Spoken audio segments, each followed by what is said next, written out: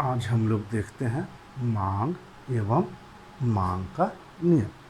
आप लोग पूर्व में परिचित हैं। अर्थशास्त्र को दो भागों में बांटा गया है, माइक्रो मैक्रो, व्यष्टि अर्थशास्त्र एवं समष्टि अर्थशास्त्र। आज हम लोग देखेंगे व्यष्टि आज हम लोग देखेंगे व्यष्टि अर्थशास्त्र के पहले टॉपिक कंज्यूमर बिहेवियर, उपभोक्ता व्यवहार के अंतर्गत मांग एवं मांग का नियम। सबसे पहले हम लोग समझते हैं मांग क्या है। आप मांग किसे कहेंगे? इस शब्द से आज पूरे विश्व में सभी लोग परिचित हैं। आप लोग सुनते भी होंगे, किसी वस्तु का मांग बढ़ गया, किसी वस्तु की मांग घट गई। तो यह मांग है क्या? आप किसे मांग कहें? सबसे पहले इस चीज़ को समझना बहुत ज़रूरी है कि आप मांग किसे कहेंगे। यह एक धारणा है, अवधारणा है, और अर्थशास्त्र में अवधारणाओं का बहुत महत्व है। आपका जब तक किसी विषय वस्तु पर कॉन्सेप्ट क्लियर नहीं होगा, अवधारणा क्लियर नहीं होगी, आप उस चीज़ को भली भांति समझने में कठिनाई अनुभव कर सकते हो।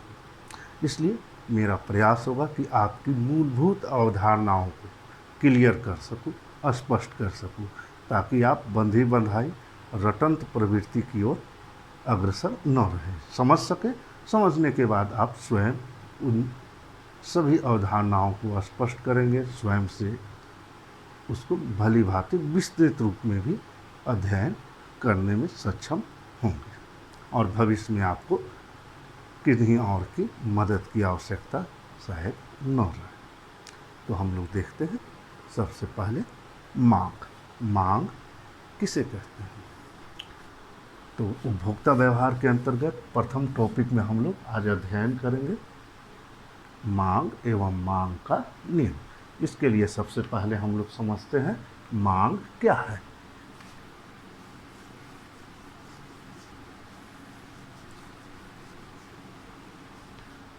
चलिए, आप लोगों में से कोई स्पष्ट करना भी चाहते हैं, शायद कुछ लोगों को पहले से मालूम भी हो, लेकिन मैं पुनः प्रयास करता हूँ आपको मांग समझाने का। आप जब बाज़ार जाते हैं, भिन्न भिन्न वस्तुओं की मांग करते हैं, तो आप क्या ध्यान रखते हैं? आपको वस्तुएं कैसे प्राप्त होती हैं? आप सबसे पहले देखते होंगे कि आप कोई भी वस्तु लेना चाहें, वस्तु एक्स वाई जेड, अगर आप नाम देना चाहें, आम, सेब, मिक्सचर, बिस्कुट, केक, कोई भी वस्तु लेना जाएं, तो आपको उसके लिए क्या देना पड़ता है? मूल्य। जब भी आप वस्तु कुछ लेना चाहेंगे तो उसके लिए आपको क्या देना पड़ेगा? मूल्य। तो इसलिए आप समझ जाएं कि आपका मांग का किससे संबंध होगा? मूल्य से। मूल्य होगा ही होगा। तो इतना तो क्लियर है, मांग का किससे संबंध है? मूल्य से। आपको कोई भी वस्तु मुफ्त में नहीं मिलती है, उसके एक मूल्य होते हैं, जिसे आप चुकाते हैं, वह वस्तु आपको प्राप्त होती है। आप ये सोचिए, आप वस्तु की मांग क्यों करते हैं? क्या है मांग? मांग क्या है? यहाँ तक तो क्लियर है। वस्तु प्राप्त करने के लिए मूल्य देते हैं, तो वस्तु आपको मिलती है। लेकिन वस्तु और मूल्य से मांग क्या है? मुख्य प्रश्न तो यही है, मांग क्या है? इसे आप सोच में पड़ गए, कठिनाई हो गई। बहुत इजी है। आप कोई भी वस्तु क्यों चाहते हैं? इस वस्तु से आपको क्या प्राप्त होगी? संतुष्टि, सेटिस्फैक्शन। अगर कोई वस्तु आपको सेटिस्फैक्शन नहीं देगी तो आप उसके लिए मूल्य नहीं देंगे। जो आपको अच्छी लगती है, सेटिस्फैक्शन, संतुष्टि, आम बोलचाल में आप कह सकते हैं जो आपको अच्छा लगता है। जो अच्छे लगते होंगे उन वस्तुओं को आप मूल्य देकर क्रय करते होंगे। क्यों क्रय करते हैं? तो आपको वस्तु की क्या होती होगी? इच्छा होती होगी, चाह भी बोल सकते हैं। वस्तु की चाह होगी या उसकी आवश्यकता होगी।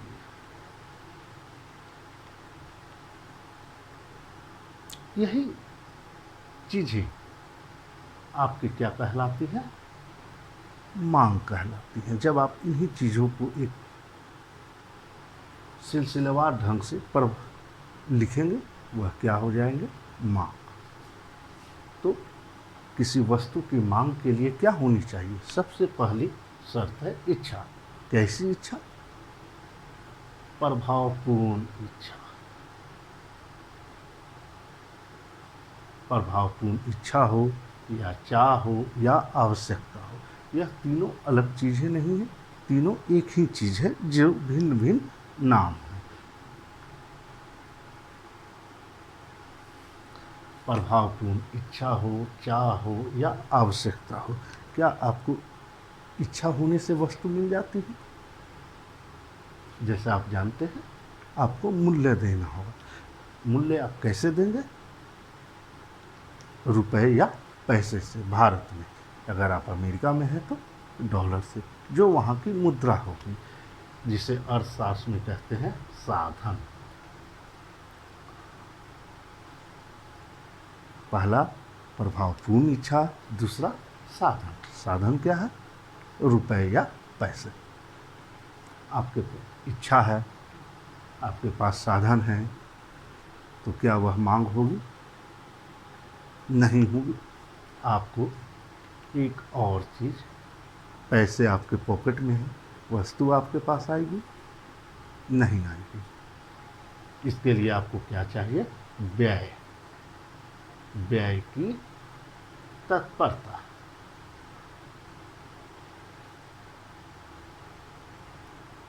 आप पॉकेट में पैसे रखेंगे, मांग कहलाएगी? नहीं कहलाएगी।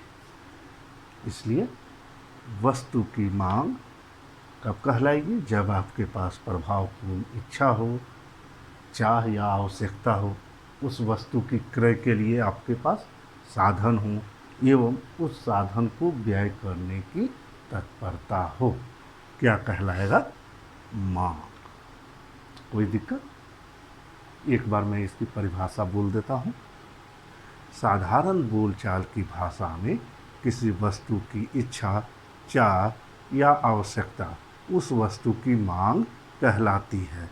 लेकिन अर्थशास्त्र में किसी वस्तु की उस प्रभावपूर्ण इच्छा या चाह या आवश्यकता को मांग कहते हैं जिसके लिए साधन हो एवं साधन को व्यय करने की तत्परता हो। अर्थशास्त्र में मांग किसे कहेंगे? सामान्य बोलचाल में किसी वस्तु की इच्छा, चाह या आवश्यकता मांग कहलाती है।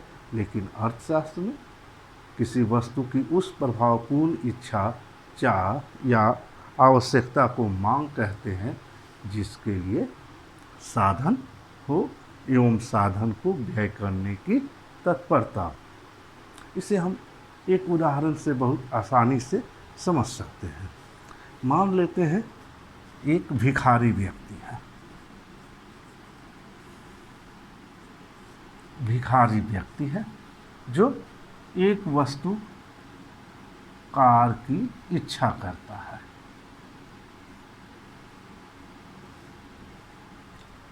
तथा दूसरा व्यक्ति भी है, एक कंजूस लेकिन अमीर व्यक्ति है।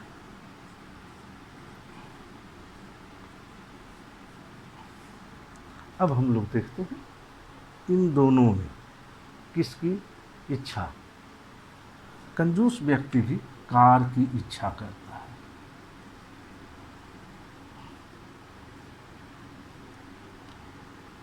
किसकी मांग कहलाएगी? भिखारी की कार की इच्छा मांग नहीं होगी। क्यों नहीं होगी? कंजूस अमीर व्यक्ति की होगी? नहीं होगी। हम व्यक्ति को देखकर नहीं कह सकते हैं कि उसकी इच्छा मांग होगी कि नहीं होगी। उसके लिए हमें इन शर्तों को देखना होगा। हम दोनों प्रकार के व्यक्तियों में इन शर्तों को देखते हैं। भिखारी व्यक्ति के लिए पहली शर्त, प्रभावपूर्ण इच्छा पूरी हो रही है। व्यक्ति भिखारी है लेकिन उसकी काफ़ी इच्छा है कि मैं भी कार लूँ, तो उसकी पहली इच्छा पूरी हो रही है। दूसरे शर्त, उसके पास साधन है, रुपए पैसे हैं कार खरीदने के लिए? नहीं। तीसरा, व्यय की तत्परता। उसके पास, भिखारी व्यक्ति के पास अगर साधन हो तो शायद वह व्यय भी कर दे, क्योंकि उसकी प्रभावपूर्ण इच्छा है। मान लेते हैं उसकी तीसरी शर्त भी पूरी होती है। भिखारी के पास आप देखेंगे प्रभावपूर्ण इच्छा है, साधन नहीं है, व्यय की तत्परता है, अर्थात इसकी मांग, कार की मांग कहलाएगी? नहीं कहलाएगी। उसकी अर्थशास्त्र में इच्छा ही रह जाएगी। क्यों रहेगी? क्योंकि वह तीनों शर्तों को पूरा नहीं करता है। इसे एक बार पुनः स्पष्ट कर दे रहे हैं। भिखारी व्यक्ति की कार की इच्छा मांग नहीं कहलाएगी, क्योंकि उसके पास कार की प्रभावपूर्ण इच्छा है, लेकिन कार को क्रय करने के लिए उसके पास साधन उपलब्ध नहीं है, तथा अगर साधन उपलब्ध हो तो शायद भिखारी व्यक्ति व्यय कर दे। लेकिन एक शर्त, उसके पास साधन की अनुपलब्धता के कारण भिखारी व्यक्ति की कार की इच्छा मांग नहीं कहलाएगी, उसकी इच्छा ही रह जाएगी। क्लियर है? इसी प्रकार अब हम देखते हैं कंजूस अमीर व्यक्ति की कार की इच्छा। अब ध्यान देंगे शब्दों पर। क्या है? कंजूस है। कंजूस व्यक्ति की कार कैसी इच्छा है? बहुत इच्छा है कि कार एक ले लिया जाए। साधन है, उसके पास व्यय की तत्परता नहीं। क्यों नहीं है? क्योंकि वह कंजूस है। यह शब्द बताता है कि उसके पास व्यय करने की तत्परता नहीं है। तो कंजूस अमीर व्यक्ति की भी मांग अर्थशास्त्र में मांग कहलाएगी? नहीं कहलाएगी। इसकी भी इच्छा क्या रह जाएगी? इच्छा रह जाएगी, क्योंकि यह मांग के लिए तीनों शर्तों को पूरा नहीं करता है। स्पष्ट है? एक बार पुनः मैं समअप कर देता हूँ। मांग सामान्य बोलचाल में किसी वस्तु की इच्छा या चाह या आवश्यकता उस वस्तु की मांग कहलाती है, लेकिन अर्थशास्त्र में किसी वस्तु की उस प्रभावपूर्ण इच्छा को मांग कहते हैं जिसके लिए साधन हो एवं साधन को व्यय करने की तत्परता हो। इसे हम निम्न उदाहरण से आसानी से समझ सकते हैं। मान लिया एक गरीब भिखारी व्यक्ति है जो कार की इच्छा करता है। भिखारी शब्द से स्पष्ट है कि उसके पास साधन नहीं होंगे, अर्थात मांग के लिए तीन शर्तें, प्रभावपूर्ण इच्छा, साधन एवं व्यय की तत्परता।